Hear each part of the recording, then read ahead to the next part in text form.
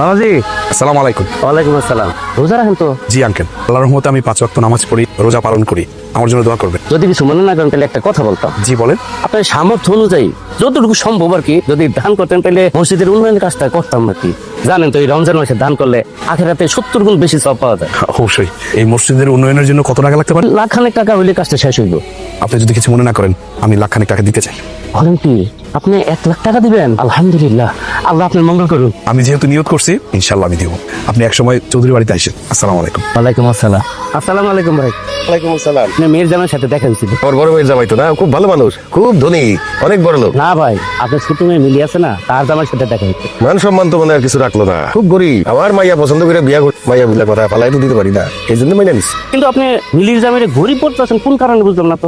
গরিব গরিব বলবো না তো কি ধনী লোক বলবো? আপনি ছোট মেয়ের জামাই মানুষ হিসেবে খুবই ভালো, 5 ওয়াক্ত নামাজ পড়ে রোজা রাখে। আজকে মসজিদের উন্নয়নের জন্য 1 লাখ টাকা দিবে বলে আমার কথা দিচ্ছে। বড় জামাইয়ের চাইতে আপনার ছোট জামাই মানুষ হিসাবে শতগুণ ভালো। আচ্ছা ভাই আসি। আসসালামু আলাইকুম। ওয়ালাইকুম আসসালাম। মিলির জামাই 1 লাখ টাকা দিব, তার তো 1000 টাকারই মুরাদ নাই। আসসালামু আলাইকুম। এদিকে আসো। ওয়ালাইকুম সালাম। তো তুমি নাকি মসজিদের উন্নয়নের জন্য 1 লক্ষ টাকা দান করার কথা দিয়ে আসছো? জি আব্বা, আপনি যেটা শুনছেন সত্য শুনছেন। তুমি যে কথাটা দিয়ে আসলা, আবার তুমি চলারই মুরাদ নাই, তুমি এই টাকা দিবা কেমনি? আব্বা, আল্লাহ চাইলে সবই সম্ভব। আমি নিয়ত করছি, এখনো দেই নাই। 1 লাখ টাকা দিতে চাইছি। যদি না পারি কিছু কম দিব। কম দিলে তো আর আল্লাহ অখুশি হবো না, তবে আমি চেষ্টা করবো পুরো 1 লাখ টাকা দেওয়ার।